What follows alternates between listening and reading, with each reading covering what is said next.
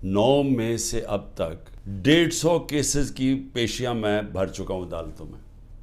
ये बड़ी जल्दी मैं 200 केसेस में पहुंच जाऊंगा, डबल सेंचुरी हो जाएगी मेरी।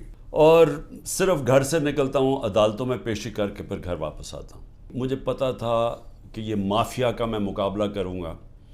माफिया का मतलब ये कि ये वो लोग हैं, ये छोटा सा तबका है, ये मुल्क के वसाइल के ऊपर कंट्रोल करके बैठा हुआ है, ये आपस में मिले हुए हैं। इन्होंने जब मेरी हुकूमत चल रही थी तो इन्होंने पूरा प्रोपेगेंडा किया, मीडिया के हाउसेस के लोग इनके साथ मिले हुए थे। अब वो ज़रा दौर देख लें, क्योंकि अल्लाह अल-हक है। वो तो अब इकोनॉमिक सर्वे जो कि हर साल माइशत के ऊपर एक सर्वे पब्लिश होता है, इकोनॉमिक सर्वे ऑफ पाकिस्तान, उसके अंदर वाज़े लिखा हुआ है सबसे बेहतरीन परफॉर्मेंस थी। इसी वजह से आज से 27 साल पहले मैंने अपनी इंसाफ की तहरीक शुरू की थी।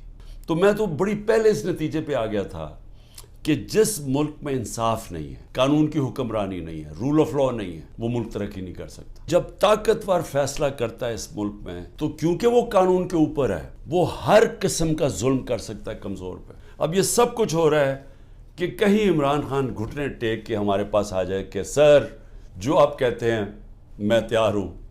बस इसके लिए हर किस्म का हरबा इस्तेमाल किया जा रहा है, हर किस्म का, मेरे पे भी नहीं, मेरे ख़ानदान के ऊपर, उनके अलावा जो तहरीक इंसाफ के अंदर लोग हैं जो खड़े हैं आज, उन सब के ऊपर अब ये गुजर रही है। मैं कभी नहीं समझता था कि मैं अपने मुल्क में ये हालात देखूंगा।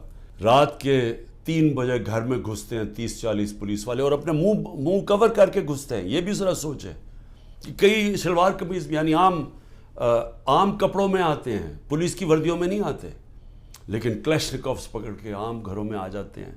वहाँ बच्चे होते हैं, वो कई बच्चों के ऊपर क्या गुजरती है वो जब देखते हैं। आज़म स्वाति के